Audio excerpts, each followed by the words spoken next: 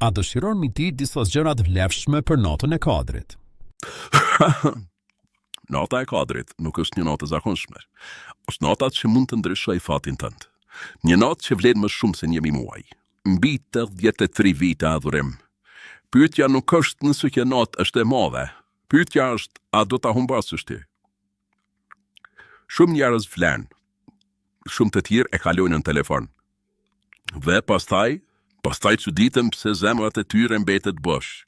Kjo natë nuk kthehet më. Nëse kalon, ka kaluar për gjithmonë. Sot do t'ju tregoj 5 gjëra që duhet t'i bëjmë, po dhe 5 gjëra që nuk duhet t'i bëjmë në natën e kadrit. 1. Fal namazin me përqendrim të plot dhe jo me nxitim. Jo vetëm nga zakoni. Çdo sejdë është mundësi fagjeje. Imagjino si kur është namazi i fundit, sepse një ditë do t'jetë. 2. Kërko falje sinqerisht, bjeri istighfar pra. Mos kërko vetëm me fjalë. Prano gabimet e tua dhe Allahu fol shumë. Por zemra do t'jetë e sinqert. Kjo natë është për ata që kthehen realisht, jo vetëm për ata që flasin. 3. Lexo dhe reflekto mbi Kur'anin. Nuk ka rëndësi sa shumë lexon, por sa shumë ndjen.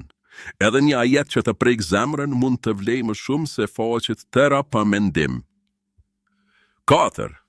Bëj dua si kur varet gjithçka prej saj, sepse ndoshta varet. Kërko falje, udhëzim, qetësi, sukses edhe mbrojtje.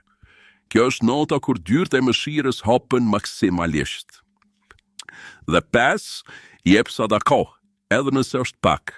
Një veprim i vogël në këtë natë shumë fishohet jashtë imagjinatës. Ndoshta një ndihmë e vogël sot bëhet shpëtim për ty nesër. Por nëse e shfrytëzon, edhe me hapat e vegjël, mund të dalësh nga kjo natë i falur, me i pastër dhe me një fillim të ri. Mos prit të ndjesh motivim perfekt. Ngriho, merr abdes, fillo tani, sepse disa dyert hapen vetëm një herë në vit dhe nuk qëndrojnë të hapur gjatë. Assalamu alaikum e rahmetullah.